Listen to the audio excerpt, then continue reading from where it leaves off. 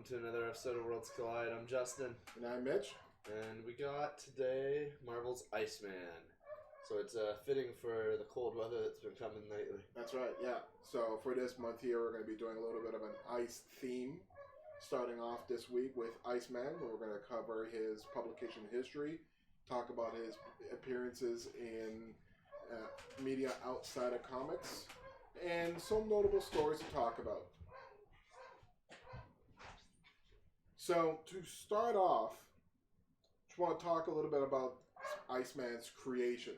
So when Iceman was first created, Stan Lee actually went on record and said, with some level of embarrassment, that Iceman was not an original creation. Iceman was actually just a copy of the Human Torch. He just took a Human Torch and gave him the opposite powers and called him Iceman. And that was the inception of Iceman. Really? That was his original idea? That was his idea. He just copied off himself. Brilliant. At least he's copying off himself and not off of other people. Well put. That's a good point. Yeah. And Human Torch is hugely successful. Yes. So it only makes sense. We have a fire guy. Why not an ice guy? Yeah. And water didn't seem as impressive, so he went with ice. Would water be as impressive? No. Well, I imagine water two is options. pretty powerful. Imagine two options. You got Aquaman, who's not human. Yeah. He's just always water. Yeah, but Which, then we got the Senator from the first X-Men movie. That didn't go so well. yeah, but I am also a huge fan of Avatar: The Last Airbender, and water bending's pretty powerful. It is pretty powerful. But, like, your entire body made of just water, would it even hold together? Sure, why not? I don't know. Aquaman, or Hydro-Man, is a Spider-Man villain who's made completely out of water. Really? Yeah. So, okay, that's been done. Yeah. Definitely not as cool as ice. Well, no. Ice beats water. Yeah. So, Iceman, his first appearance was actually in X-Men issue number 1, 1963. He was the second member of the X-Men. The first member being Cyclops, second member being Iceman. That's pretty prehistoric. Yeah. Good title. Following in Scott there. Yeah. And of the original members of the X-Men, Iceman was the youngest member. Yeah. And so what's his full name? It's Robert Louis Bobby. Bobby's his nickname. That's Drake. right. Drake, yeah. Robert Louis Drake. Yeah. Or Bobby. Yeah. His dad was an Irish immigrant and his mom was Jewish, I believe. Okay. All right. That plays into their personalities, which we'll go over in a bit. But So how did Xavier convince Iceman to join the team? so it all comes down to Iceman's first time his powers came to be. So when he first got his powers, he was in high school, and he had this crush on this girl, and he wanted to take her out on a date. And there was this bully who was trying to take her away from Bobby. So Bobby got mad and pointed at him, probably to like threaten him or whatever. But when he pointed at him, he ended up encasing him in ice. Shit. Yeah, so the townspeople weren't very happy about that. They organized a mob and they were going after Bobby, so the police arrested Bobby for his own safety. And then while he was in prison, to protect him from the mob, the wall to his cell got blown up, and it was Cyclops there to break him out to have him join the X-Men.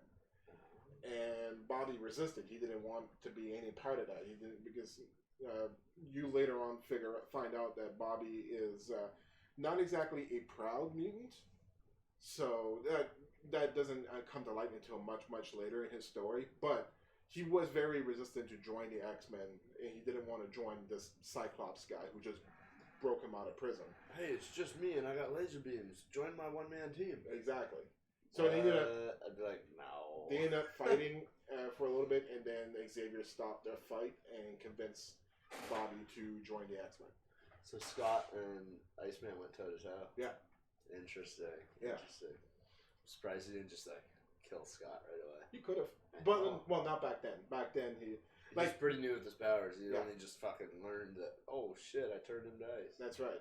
Matter of fact, the first few episodes of the X-Men, he didn't even look like how he looks like now. He wasn't encased in ice. When they first drew him, when he was first part of the X-Men, he actually looked more like a snowman.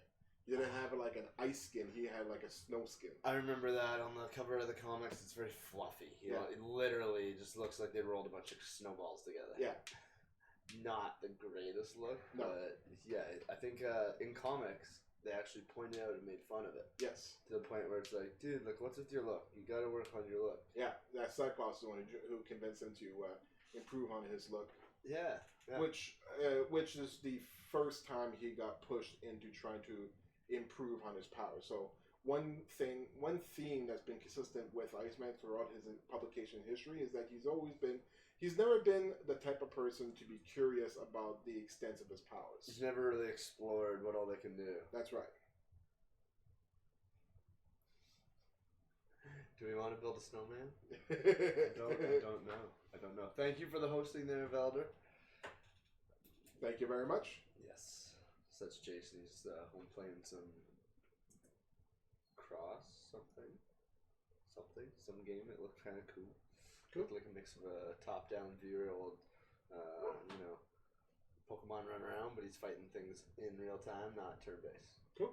So it had some cool elements I liked over there. Cool. Yeah. So once he kind of ditched the old fluff balls. Yeah. So when he figured out that he could actually encase his body in ice rather than hard snow, because the snow was hard snow, which did protect him from like minor physical impact. Yeah, like so he could punched and stuff like that. Exactly, he could take a punch better than what somebody of his size and age should be able to take. Okay. But so he figured out how to encase his body with ice rather than snow. And when he did that, he thought that he figured out the extent of his powers. Like, I've now mastered my powers, kind of thing. Little did he know. Little did he know. Yeah. Yeah, because it's not till a lot later and someone else finds out just what he's capable of. Yeah. So, in my research on Iceman, there's not a lot of stories that are focused on Iceman, especially in the early days. He's a +1. Yes. He's always been a valuable member, an important member. Rob Liefeld, when he took over the X-Men, he's the one who evolved Jean Grey, who fleshed out Jean Grey. He's the one who fleshed out all the characters of the X-Men. Took Jean from a damsel in distress all the time to actually, she's actually an Omega. That's right. That's right. So what he did with Iceman is developed his personality a little bit more. So they made his personality reflect his powers. Not that he's cold emotionally, but made it so that he's very transparent, very honest to a fault. Yeah. So that's Iceman's personality, is that he's very honest and direct. He doesn't pull back punches. He will tell you what he thinks, what he feels. Marvel's Boy Scout. Yeah. Well, no, Cyclops is the Boy Scout. Well, for a time. Yes. Yes. For a time. Yes. And then he has his day. Yes. We'll get to that, though, in this episode, I think, too. A little bit. A little bit. We'll touch base on what happens with Cyclops. I don't want to go too much into it, because I do want an episode on Cyclops. I'm a huge fan of Cyclops. Yeah. Scott's a pretty awesome character. Him and his brothers, the whole summer house, right? Yeah. Definitely time for we'll definitely do one on Vulcan as well. Well, that's what I mean. Yeah. Like, even Havoc's a cool character, but he hasn't had as much of the spotlight. No, but he's been a thorn in Iceman's side, though. Oh, really? Do tell. So, Iceman has been... So, he had an off and on relationship with Lorna Dane, which is Polaris. Lorna, yeah, Magneto's daughter. Yeah. But she was in love with Havoc. And so when Havoc was engaged to Lorna, Bobby ended up starting a relationship with this nurse. Yeah. But this nurse was in love with Havoc. And when Havoc left Polaris at the altar, he left Polaris at the altar for this nurse. This nurse dumped Bobby for Havoc. Oh, man. So when that happened, Bobby tried to get with Lorna again, but eventually she went back to Havoc. So Bobby's just stuck in no man's land, be like, nobody wants Bobby. No, everybody wants Havoc, nobody wants Bobby. Yeah. Poor guy. Yeah. he's had other relationships as well. He had a relationship with this American Japanese woman. I forgot her name. Okay. But that relationship fell when eventually he started paying more attention to his duties as an X-Man rather than paying attention to her. And then one time she got in trouble. She was imperiled because of enemy and villains attacking or whatever. And he showed up to save her, but then that's when she realized to get his attention she needs to be in danger, so she broke it off with him. Okay, so she just wasn't the priority. Exactly. That makes sense. Yeah. It's every superhero's fault at some time or another. Yeah. Sorry, I'm saving the world. I don't have time to grab coffee. Yeah. He's also had a relationship with Kitty Pryde as well. Okay, so Kitty Pryde. Now, remember the old X-Men movies? Was him and Rogue ever a thing? Him and Rogue were never a thing in the comics. Okay. But they were really close friends. Like a few times where Rogue ran off from the X-Men. So after the Age of Apocalypse, which is a whole other show, I'm not going to get into the Age of Apocalypse right here, but after the events of the Age of Apocalypse, at the end of Age of Apocalypse, Rogue goes to kiss Gambit. And then after the Age of Apocalypse happened, she got her powers back, and she ended up absorbing Gambit's memories. And in those memories, she found out something about Gambit that she wasn't supposed to find out. A very naughty part of his past that she couldn't cope with. So she ends up leaving the X-Men, and Iceman went with her. Oh, okay. And that wasn't the first time. There was another time before that where Iceman and Rogue went off on their own. Not as a couple, but they went off on their own kind of thing. Just to kind of, we're leaving the X-Men and see if we can do it. Exactly. Okay. Exactly. So they have had that friendship. They have had that relationship between each other, but never a romantic relationship. Well, we got this romantic relationship right here. Yeah, between him and Mystique. So between him and Mystique, it was more of she was using him to get information on the X-Men to get like an inside man kind of thing. Always. She's always got another agenda. Yes. That's Mystique. But she did end up having actual feelings for him. Well, that's good. But ultimately, it didn't override the fact that she hates the X-Men. Yeah. That's not going to end well. Exactly.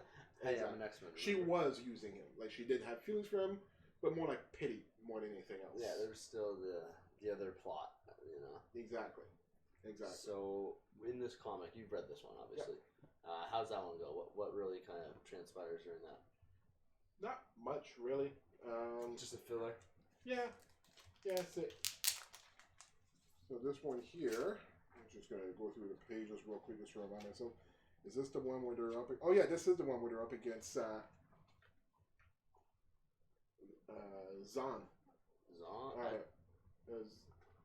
Magneto. Not Zon. What's his name? You know what I'm talking about. The black hole for a head. Black hole for a head. We talked about him in our Magneto episode. I can't remember who the hell you're talking about, though. I can't remember his name. Maybe our man and Cher can find out who the black man the black hole for a head man is. Yeah, Zon. You know, we talked about him. He looks like the Dormammu guy from Suicide Squad. Yeah. But anyways, in this one here, Iceman. This is the one where Iceman, when they go to Japan to fight him, and when they do, I don't think it's in this issue here, but when they do, he ends up going into a pool and absorbed all the water in that pool to make himself grow like 300 feet tall. No way. Yeah. Yeah. He just took it all in. Yeah. Mega Iceman. Yeah. Jesus Christ. So he's like the Atom version of Zorn. Iceman. That's his name. Zorn. Zon. Black hole for a head. Yeah. Well, yeah. He's got a black hole inside his head. What a crazy creature. Yeah. Yeah. So yeah, of course, over all the years, there's been so many comics. There's got to be filler ones. Oh yeah, and he didn't really get really good character development until more recently. Well, so like he's always been there. He's always been a mainstay of the X-Men, but he's never been a focus. They never had a Dark Phoenix type saga for Iceman. Yeah. The best character development that he's gotten has been Well, first, where Emma Frost took over his body. Yeah, that was pretty pivotal. Yeah. That was a real eye-opener for, I think, everyone. Yeah. So what happened in this story is, this was back when Emma Frost was still part of the Hellfire Club. This is shortly after the Dark Phoenix saga, I believe. What happened was when they introduced Bishop, and they also introduced Fitzroy, I believe is his name. He's from the future. He came with at the same time as Bishop. Okay. And he came to the present time with a bunch of Sentinels and attacked the Hellions. The Hellions were a group of mutants that were under Emma Frost's care. So Emma Frost was creating her own breed of X-Men. Yep. They were called the Hellions. So when the Sentinels and Fitzroy came from the future, they attacked the Hellions, ended up killing the Hellions. And to power Fitzroy, because his power is to be able to create portals into other times. Like he could travel through time. That's his mutant power. But he needed other mutants to be able to fuel that power. That's a strange power. Yeah. So when they fought the Hellions, Emma Frost, for some reason, had to put herself in a coma. And then the X-Men found her and brought her in for protection. And then when she woke up from her coma, the first person she saw was Iceman, and she ended up taking possession of his body. Yeah. Just because she woke up in the X-Men mansion, she's like, I shouldn't be here. Yeah, well, that, and she wasn't physically in a state to be able to go find out what happened to the Hellions. So she took over Iceman's body to be able to go find out what happened to the Hellions. Brilliant. Yeah. So when she took over Iceman's body, this was when she found out that Iceman hasn't even touched the surface of what he can do. So when she took over his body, she found out that he could actually not only encase himself in a protective ice barrier, but he could actually turn his entire body into this organic ice. So like that, if he takes any type of injury, like a gunshot wound or anything like that, his limb gets severed, he could repair his own body by absorbing the moisture in the air and water around or whatever. Holy shit, so he has a healing factor, essentially. Essentially, yeah. That's pretty wicked. Yeah. She found out that he has the ability to instantly freeze any body of water, including the moisture inside of a human being. Try freeze. She found out that he could actually exist in water and vapor form. He could actually go into water, become part of the water, and then show up on the other end of whatever that body of water is touching. Kind of like some form of teleportation. What? Yeah. What? Yeah, and like I said, he could exist in vapor as well. So you can melt him, turn him into vapor, and he could just reform himself later on. Oh, he's like unkillable. Yeah. That's pretty wicked. Yeah. So like, all this Emma learned. Yes. While controlling his mind, and did she then let him know any of it? No. No, so... Such a smart girl. Yeah. So, Bobby, there was a... After Bobby got the power of his... after Bobby got control of his body again, other stories developed, and there was one story where he got injured, and part of his body, part of his chest got broken, and was permanently in ice. Oh. So he went to Emma to have her teach him how to do what she did with his body, and she refused because in her mind, the way she sees it is that he needs to.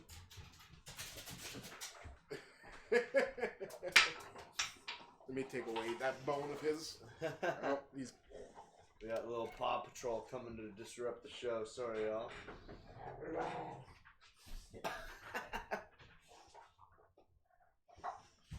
He's not giving up his bone without a fight here.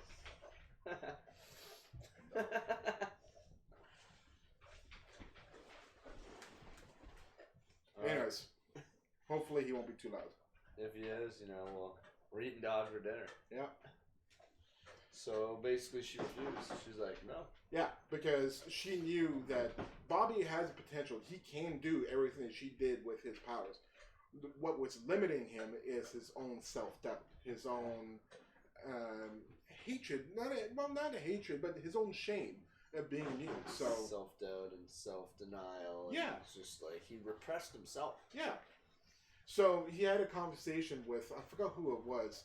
He had a conversation with somebody else about the fact that, so there was, when he was, there was, later on, there was another situation where he was going through a new mutation, a second form of mutation, where he was becoming permanently made out of ice. Like he couldn't go back into his human form. That's right.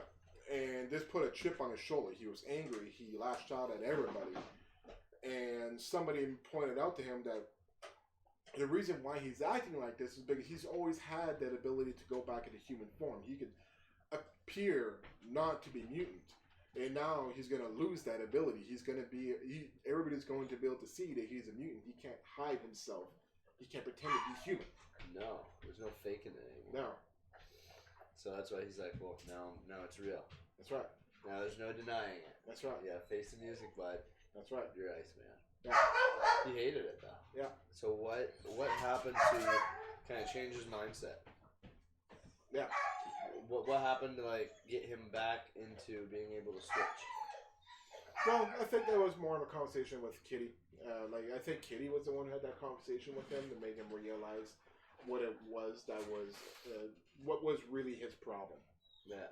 And then when he started to realize that, that's when he was able to focus more on developing more of his powers. His own internal hate kind of reflected outward to give him that icy surface that, well, you hate being a mutant, well, now it's all you are. Exactly. So, and all of this stems back to his parents. Earlier, I had mentioned how his parents, what their background kind of plays into this. So his parents were very straight-laced. His dad really believed in...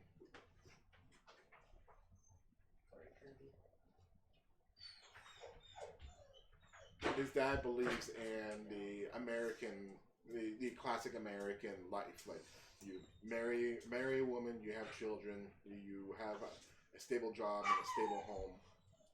That's how his dad believed that his son should live his life. But that's not in his cards because his son is a mutant. Yeah, so it kind of threw a big wrench into the whole, this is the way we live. That's right. His mom, his dad, his brother, and he was the outcast, but he also brought shame down on the family. Yes. In their eyes, anyways. Yes. And his dad took it all on him in multiple ways. So when he was dating that Japanese woman, when he brought her to meet his parents, his dad kept on making her feel like shit. He kept on insulting her and being rude to her. Kirby, lie down. Right here. Come here. Thanks. Yeah. So yeah, he kept on being mean to her, rude to her, and that was when Bobby said, "You know what? If you're gonna be like that, I don't want you to be part of my life." Yeah. Yeah. Now I think they replicated that scene, but with Rogue instead of the girl. Yes. In the movie, it was like the second movie, I think. Yes. When they went and visited Bobby's parents. Yes. And yeah, they were being assholes. Yes. They're like, oh, you and your mutant kind, you're here, and they called the cops. Yeah. They called the cops on their own son. I think it was his brother. Yeah. His younger brother in the movie. Yeah. And so they showed up at the house, a bunch of cops, and then all shit hit the fan. shit hit the fan. Oh yeah, I think Logan got shot in the head. And yeah. A bunch of different shit happened. It was a good movie. Yeah. Pyro ended up using his powers against the cops. And and that was kind of Pyro started leaning towards Magneto's side, The movie had a good... I like that movie, X-Men 2. Yeah, X-Men 2 was good. It was going strong until X-Men 3. And then yeah. Although, on hindsight, rewatch X-Men 2. It is a good movie, but really the best part of the movie is the first 5 minutes of the movie with Nightcrawler going through... And the rest of it. Through the White House, yeah, trying to assassinate the president. There's that scene, and then there's a scene where the humans are invading the X-Mansion, and Wolverine goes berserk for the first time on the big screen, and kills a bunch of people. Those are the two best parts of the movie. The rest of the movie's kind of boring. A little bit. Yeah. Nothing really happens. Well, when everyone's attacking the house, that's when we see Iceman, and he makes the wall of ice and blocking the one hallway to try and let all the other mutants escape. Yeah. Iceman, they tried to make him a big character in the first 3 movies. Yeah. Sort of worked. At least they kept the same actor for all 3 movies. as opposed to Kitty Pryde, who they had a different actor for the first two, and then they finally got Ellen Page for the third one. That was really annoying. Yeah. I don't know why they did that. Yeah. Because it threw me off. I'm like, who is this person now? Yeah. And then, as far as Iceman goes, I believe he gets impersonated by Mystique throughout the second or third movie. The first movie. Oh, was that all the first movie still? Oh yeah, because that's where they're manipulating the relationship between Rogue and him. Yeah, because Magneto wanted Rogue. I remember now. Yeah. It's been years since those movies came out. Can you believe it's already been over 15 years? Yeah. It's crazy. Yeah, I know. We're closer to 20 years. Closer to 20. And what's the next X-Men movie that we got? Because there was supposed to be New Mutants come out like forever ago. Yeah, they keep pushing it back. I don't know if it's ever going to happen. I don't know at this point. Same with the Gambit movie. I don't know if that's going to happen either. I don't know, because Channing Tatum's pushing hard for that because he's a big Gambit fan in real life. Right? Yeah. So we'll see. But as far as I know, there is no more X-Men movies on the table. Like there's as far as I know, nothing official. Yeah, because we got the two shows. Yeah. Right, we got The Gifted and... Which I believe is canceled now. Oh, it got canceled too? I'm pretty sure. Damn. Yeah. Well, I hope one of these days we can get a long-lasting X-Men. Hopefully. Because what's the other one that we got? We got Xavier's Legion. Yeah. I don't think there's another X-Men. I think Legion is done too. Oh, wow. I think so. So we're running out of X-Men. Don't quote me on that, but I'm pretty sure that one's done too. That's a bummer. Yeah. I wonder if they could do an evil X-Men. You know, show everything from Magneto's side of thing. I want them to do X Factor. X Factor lends itself to an easy TV show. Really? Yes. I don't know enough about X Factor. So X Factor, I want to do an episode on X Factor because I think it's a fantastic story. There's been multiple different versions of the X Factor, but the X Factor I'm talking about is X Factor Investigations. Okay, where the team X Factor becomes a private investigators. Like people go to the X Factor team to investigate different things. Okay. So that could be easily an episodic series. Yeah, of course. It's almost like, all right, we need you guys to play Sam and Dean. Yeah, exactly. But instead it's with Multiple Man and Siren. That'd be cool. Yeah, Multiple Man, Siren, Strong Guy, and a few others. Like good enough team? Yeah. Good, likable enough characters? Absolutely. Multiple Man by himself. Where have we seen Multiple Men? He did a brief appearance in X-Men 3. Remember when Magneto was breaking everybody out, where Mystique got hit by the anti-mutant drug? He came out, and like multiples of him came out. There's another scene where you see him like, I think I do remember. Yeah. There's a scene where like they thought that they're surrounded by a bunch of people. It turns out it's only one person, but like thousands. It was like in the woods or something. Yeah, I remember that. Yeah. Okay. Yeah. He's an important character. Multiple Men. And are they clones or are they illusions? He called them dupes. Can they touch? Can they fight? They can do everything. As a matter of fact, he's got a few dupes who have lived full-on lives by themselves. Really? Yeah. So he basically just kind of multiplies and then says, "Hey, Joe, you're Joe too." Yeah. Yeah. Usually they come back to him, but there are a couple dupes who have gone on to live their own lives. Do they make him weaker? No. That's a crazy power. Yeah. I like it. Yeah. Yeah, that would be interesting to see him. Yeah. And definitely they could tie in some of his dupes throughout different seasons and, and so it'd be like Heroes for Hire, but X-Men style. As a matter of fact, I believe, don't quote me on this, I'll have to fact check this again, but I'm pretty sure the guy that I was talking about earlier, Fitzroy, turns out he's one of a Multiple Man's dupes. No way. I think so. And then, so one of his dupes gets a different mutant power? Yeah. I don't know. Comics. Yeah. Nice. That's pretty cool, though. Yeah. It might not even be a power that he uses to teleport through time. Maybe a device of some sort Maybe. that he's fueling with mutants, like you said, so he uses it as a gas. Yeah, but I do know one of his dupes he ended up sending to the future, and the plan was the dupe was going to go into the future, learn something, and then... Time travel back? No, and then just cease to exist, and when he ceases to exist, Multiple Man will absorb all the knowledge that dupe had gained. What? Yeah. That's a wicked power. Yeah, he sounds like a cool character to throw into the show. Yeah. You do a lot with him. Yeah.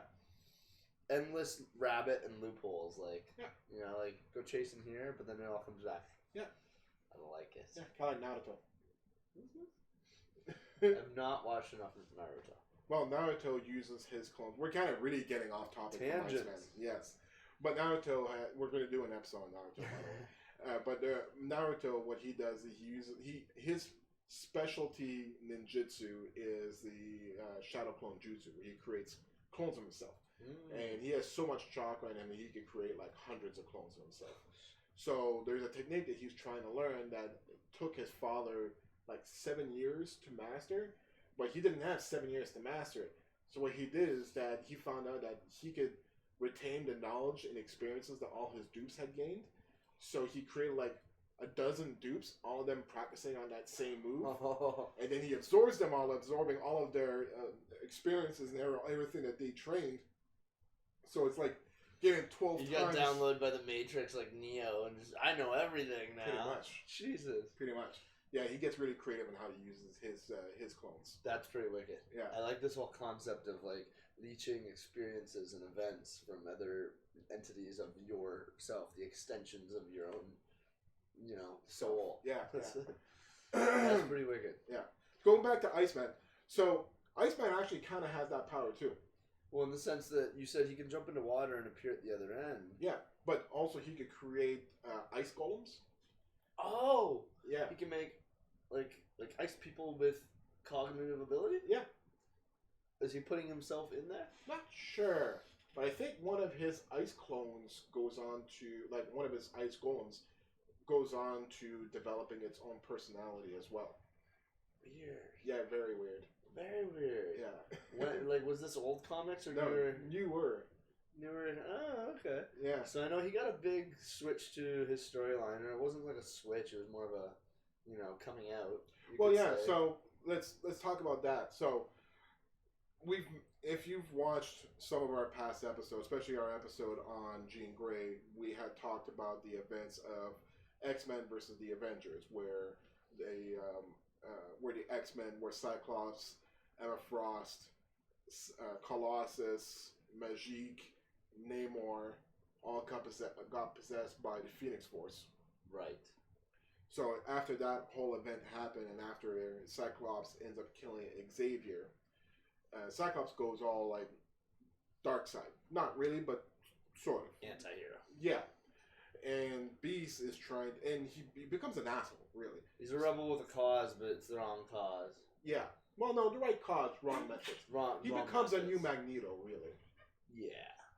So Beast is trying to show Cyclops how far gone he has compared to where he started. To do that, he goes back in time and retrieves the X-Men from when they first started, when they first formed the team. So like 1960s X-Men. Yeah. Bringing it now to present day, like 2015 or something. Exactly. Well, whatever. The years there are blended and blurred. Yeah. Comic timeline. But he's bringing, season 1 X-Men to current. That's right. Current continuum. That's right. So when they did that, so those X-Men afterwards, when they came back and did a few stories with them, they were going to go back to their own timeline. But then when they tried, they found out they weren't actually from the past of Earth 616. They're actually from a different reality, a different Earth. So they can't go back. So now they're stuck in our time, in our reality. But awesome. Yeah. So they are still around and whatnot. Like there's 2 sets of X-Men. Yeah, there's 2 Cyclopses, 1 Jean Grey. The other Jean Grey is dead. Why'd they do that? Yeah, 2 Icemans, 2 Beasts, 2 Angels. Like why? Yeah, isn't that team, super confusing? This team right here. Except they're missing Jean Grey because Jean Grey's dead. Yeah, so times 2. Yes. Well, and old and young versions. Yes, this is the old versions, but yeah. Wow, that's just gonna be. It just gives them a lot of opportunity to kill people. Yeah. So when they did that, there's a story where Jean Grey where like Cyclops, or not Cyclops, Iceman sees, I think it was Emma Frost, and he said that she's hot, but Jean Grey, being a telepath, approaches Iceman. She's like, "Why did you say that? Because you don't actually believe it. What do you mean? Because you're gay." And he's like, "What?" kind of thing. Okay. Yeah, like he. Well, you're thinking it right now. I only thinking it because you said it. And she's like, well, I only said it because you were thinking it, and I read your thought. Yeah. And it's just back and forth of what? Yeah. So eventually he conceded, and yes, he is actually gay. And so at first, this is my own impression as well. I thought it's just this new version, this young Iceman from a different reality, a different past with a different history and whatnot, is gay. The current continuity and actual Iceman is not actually gay because he's had plenty of relationships. But turns out, no.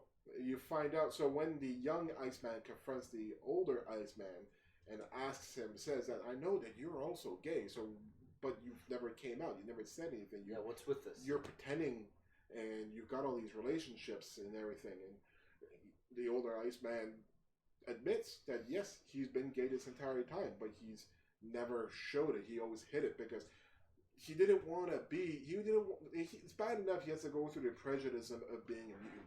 He didn't want to have to go through the prejudice of being a mutant and being gay.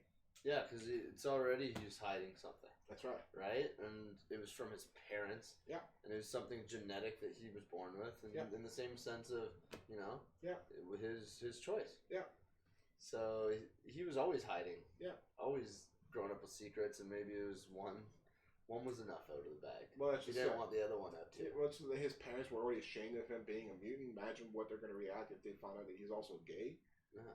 But eventually, he did come out to his parents, and they first reacted how he expected they would react, with anger and resentment and shame. But then, when his parents came to see him at the X Mansion, his dad ends up reading a note that Iceman started to write with Kitty.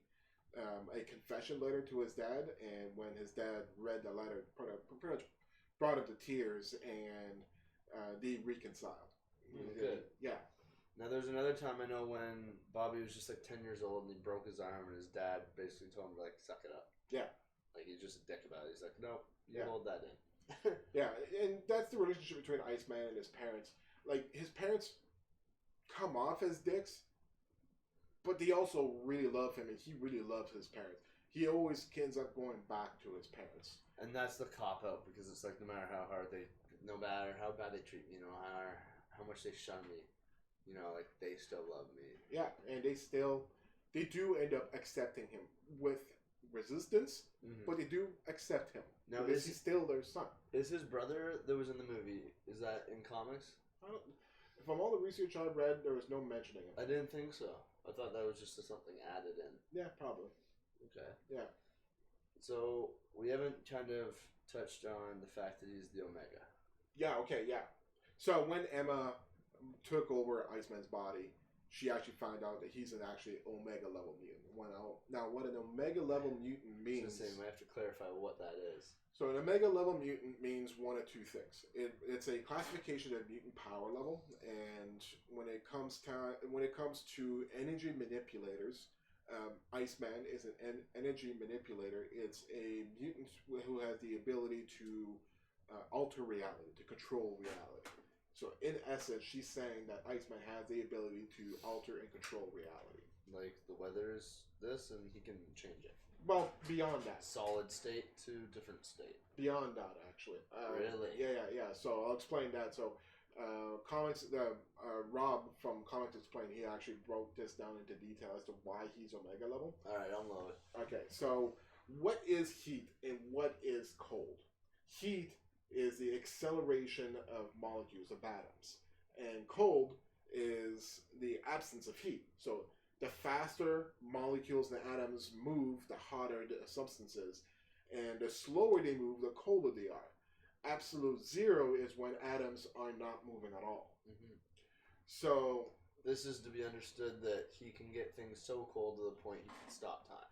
Not time. But, so think about it. that means that he has shown the ability to control.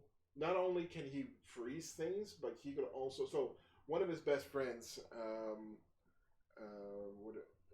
Firestar, who's a Japanese mutant who also has the ability to kind of like Human Torch can control fire and whatnot. Yeah. Iceman was able to use his power to prevent him from using his fire powers.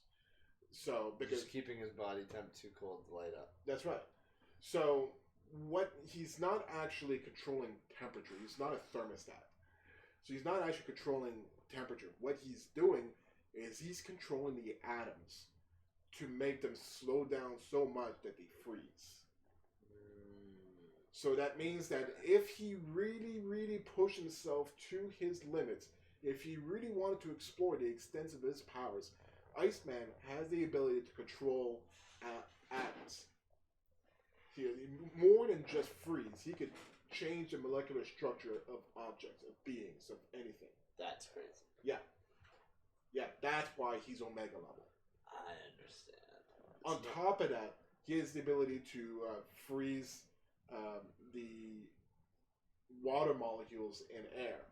So the entire Earth's climate could turn into a polar ice cap. Yeah. He could wipe out the planet in just a snap. Yeah, he could freeze the entire planet. Thanos. Yeah, exactly. But that's power. The fact that he actually would have the ability to control molecules is why he is considered Omega level. Yeah, that would put him in the class. Yeah. Who are some other contenders in the Omega level class? Vulcan is okay, Omega level.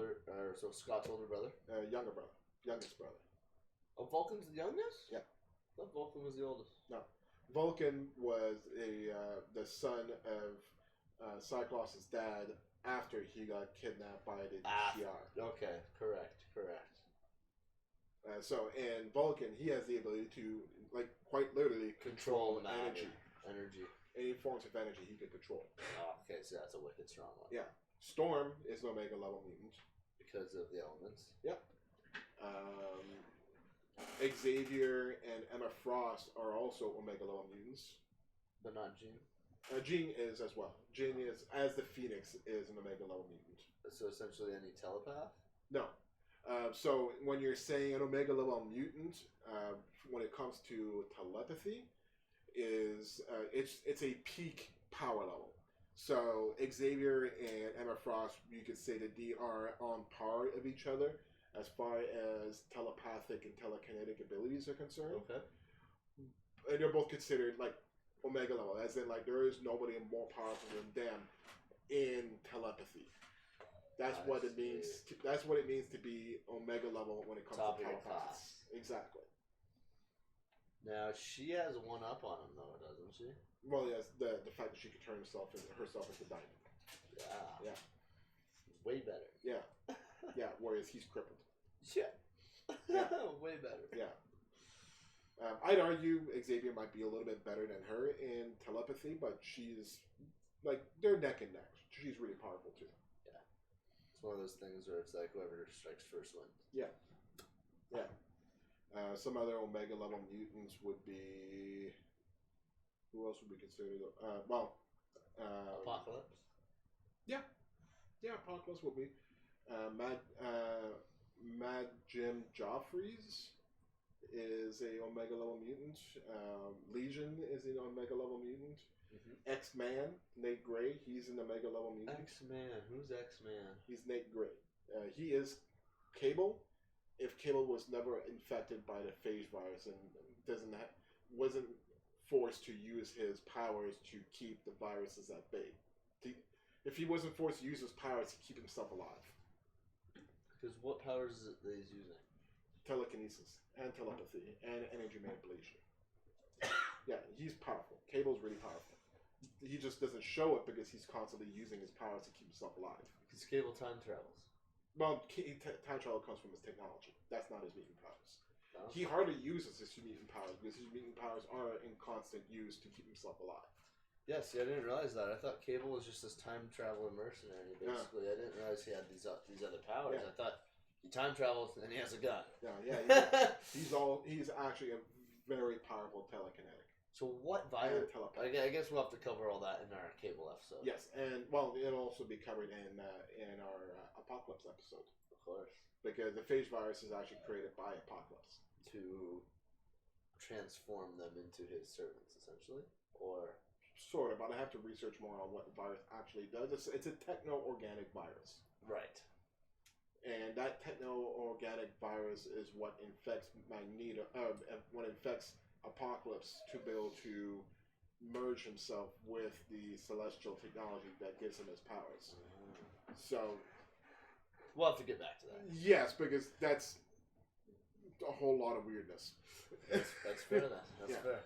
But anyways, so getting back on track. Yeah, so he's in the Iceman, much to most people's unknowns, he's actually an Omega level mutant. He's actually one of the most powerful mutants of the X-Men. And we don't ever really get to see it. No, especially since, like, usually we go through his appearances in media outside of comics. And he's had some, like we talked about his appearances in the movies, and he's in the original X-Men animated series, he's made it in 2 or 3 episodes. He wasn't a main character. He was a main character in Wolverine and the X-Men, and he did make appearances in the X-Men Evolution. He was one of the main characters in the 1970s cartoon. Let's see here.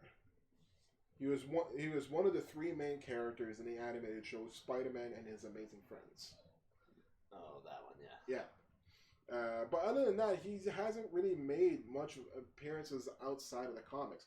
And any appearances that he's made, aside from in the animated series Spider-Man and His Amazing Friends, he's never been a focal character. He's never had fleshed out stories. He's never been a focus. He's never been a fan favorite. He's never been one of the writer's favorite characters. So he's never had. He's always just been there. Yeah, and he's never been shown as being a powerful character. He's powerful, but he's never been shown as one of the most powerful. I feel someone who can relate to him would be like Beast. Or Gambit. Yeah, because they're always there.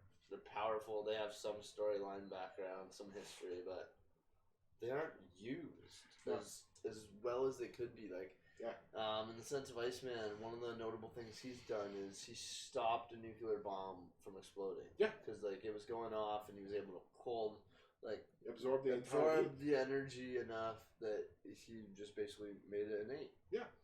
So that's one of the shows of his strength, his power. Yeah. But other than that, it's like he's been so underused. Yeah. Like in even all the ones where they erase timelines and they kill another reality. Let him turn a whole world into a polar ice cap. Let him do something cool. Yeah. The problem is if they unleash Iceman, it's over like that. Yeah. I think that's one of the fallbacks to how do we use him? How do we show off his unfathomable power? Yeah. Without just, okay, it's over. Yeah. I don't know. Now, he does have a current series that started in April of 2019. Oh, like a new comic line. Yeah, that's self-titled. Maybe they'll do something with this? Maybe. Would you want to see him in a show? More properly used, yes. Much like how I would like to see a more properly used Cyclops as well. Now that the X-Men are under the Disney brand, that's very much more likely to happen. I think you're right. What do you think? 2022? Probably. We'll get something else X-Men related? Probably. Cartoon or live action? Live action. Oh, for sure. That'd be way. But would we be able to with Disney's kind of rating? Yeah. Pretty sure from what I heard, they are intending to keep rated R for certain things. Like they're gonna bring back the Punisher with John Bernthal, and they're gonna keep that rated R. Same thing with Deadpool rated R. They're gonna keep Deadpool rated R.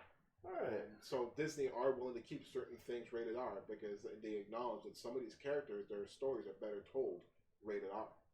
Absolutely. There's family-friendly stories like Spider-Man and Iron Man and Thor. Even Thor could maybe potentially benefit from being rated R, to be honest with you. If you look deep into the Thor storylines, there's a lot of death. Yeah. There's a lot of killing. He's a god of war. He's a Viking. He's a Viking god. He's a Norse god. So, I mean... He definitely would benefit from being They want to die in battle and go to Valhalla. what everything is about. Yeah. Like even in Ragnarok. Yeah. I'm sure in the start of that movie when he's deep down in that pit, that thing could have looked a little gorier, a little bloodier, yeah, a little bit more hellbent, you know. Yeah. Thor would do great in our regular movie. Yeah. Right. Movie. Well, they could bring in the God Killer. Yeah. Right. They could bring in the Butcher. Right. Yeah. Oh, there's some other story I'm just thinking of that I read about Iceman. So, back in the early days of Iceman, one of the first pushes for Iceman's powers to become more powerful. Okay, what happened? Was when Loki kidnapped Iceman. Talking about Thor made me think of this story. So Loki had kidnapped Iceman in an attempt to use Iceman to control the ice giants. And Loki used his magic to increase Iceman's powers to the point where Iceman wasn't able to control his powers anymore. So he had to use an inhibitor belt to keep his powers in check. And eventually he learned to control his powers better to the point where he didn't need an inhibitor collar anymore. That's pretty good. Yeah. And I'm sorry, that was when he thought he had reached his peak potential on his powers, when he found out that he didn't need his inhibitor collar anymore. And it was all because of Loki. So really, maybe it was Loki that kickstarted his journey to becoming an Omega level mutant. Maybe he was never meant to be an Omega level mutant to begin with, and Loki's the one who actually made him Omega level. Let's amp it up a notch. Yeah. Let's turn this fan into a refrigerator. Yeah. Yeah. I like it. Yeah. So that was just another side story that I had read while I was doing my research on Iceman. That Trickster does tend to meddle in a lot of different affairs. Yeah. Which, as we saw in the last movie, we don't know where the fuck he is right now. Yeah. Or what the hell he's doing. Yeah. So for all we know, the next storyline that they come out with could be Loki fucking with Iceman. Yeah, maybe. You don't know. Yeah, they have that ability now. It's a what if. Yeah. All right, so I think we've covered a lot of Iceman. We have. Is there anything else that you can think of? We didn't mention how he's best friends with the Human Torch. We did not. Which he is. His best friends. If he would have to name his three closest friends, it's Human Torch, Spider-Man, and Firestar. Huh. Are his three closest friends. How are him and Spider-Man such good friends? Just because all three of Spider-Man, Human Torch, and Iceman were all teenage superheroes. They're all the same age, pretty much. Yeah. So just by default, they're at the functions. Yeah. Oh, hey, yeah, you're at the kids' table too? Yeah, exactly. Okay. So Iceman and Human Torch became best friends, and and Spider-Man became best friends. So obviously, the three will become best friends. The three best friends. Yeah. Okay, so they have had tons of team-ups over the years. Yeah. I know a lot of them used to be in the older comics, in the Golden and Silver Age. Yes. We'd probably have to do some research to see if there's any recent team-ups with those three. Probably. Well, maybe we'll be able to talk about it in our next Spider-Man episode and in our Human Torch episode. Yes. Because I think we'll have a lot more to talk about with each of those characters. Well, considering we've already done, 2 Spider-Mans? Yeah. And there's lots more to come. Oh, yeah. And, yeah, Human Torch, there's lots to talk about there. Yeah. Because I think Fantastic Four, we might be seeing a live-action movie. A proper live-action movie. A year or two soon. One that I'll actually consider. Because the other movies, I'd rather just wipe them from my mind. It never happened. Yeah, just like the Last Airbender. Yeah, I'm not showing a Last Airbender movie. That never happened. What movie? It was pretty bad. Yeah, it was pretty bad. Yeah, it was. So next week we're going to be doing Killer Frost, the Flash villain. / if you watch Flash show, now she's a good guy. Well, yeah, according to the show, she's a good guy, but she's a villain. She's a villain. She's bad. She has the name Killer in her for a reason. Name. Yeah, she does like to kill people. Yes. So she's a bad. It's not just a moniker. Yeah, and so that'll intro our week 2 of December. Yeah. And I'm trying to think, have we picked? I think our next 2 weeks are yet to be determined. Yeah. Picked by you guys. Yeah. So we want to hear your favorites, your picks for closing out the 2019 year. Last 2 weeks of December. Obviously, it's going to be busy there around Christmas. And going into the new year, we might take, what are we doing, a 2-week break? Yeah. So you'll get to catch up on all our reruns. We'll be airing those pretty much around the clock. And we're going to do a fact check episode. That'll be coming probably maybe to start the new year. I don't want to promise anything yet. Depends on how much fact checking we can get done in the next 2 to 3 weeks, and it is the busy season. So, that being said, we want to hear your guys' feedback. Who's a character that you've always wanted to know more about, or who's one that you really love and you just want to hear some of the finer details and there's less known facts. We will do those character deep dives and find out as much as we can. Just let us know what characters, what events, or what comics you want to hear about. If you're watching this on YouTube, leave a comment in the comments and we will reply. You got it. Don't forget to pound that subscribe button. Follow us if you're not. And stay tuned for next week.